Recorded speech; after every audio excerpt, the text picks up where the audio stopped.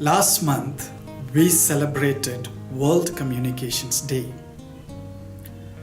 The message of Pope Francis for this World Communications Day was about fake news.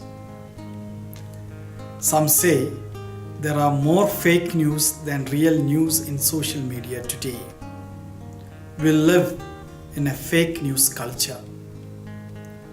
What is this fake news? When Pope Francis mentioned about this fake news in his message, he says, the first fake news was created by the serpent in the Bible. How does it function? There are many ways fake news function. In fact, today's first reading is about this story of the serpent and our first parents.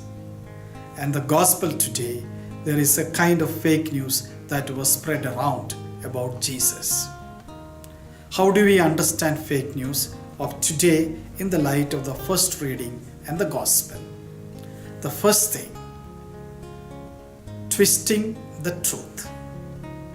The serpent twisted the truth. He masked the real news.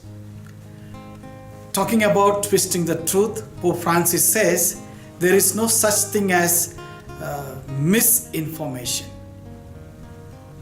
And misinformation is always harmful, he says. Second thing about the fake news is that biased opinions. The serpent gave alluring arguments to make the first parents believe. And this still happens today.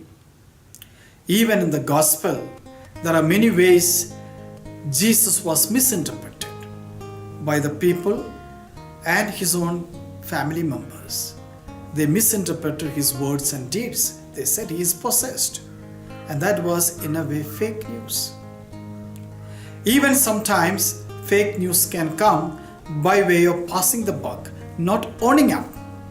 The first reading, we have the man blaming the woman, and the woman blames the serpent. We pass the buck and we don't own up the news or the fact.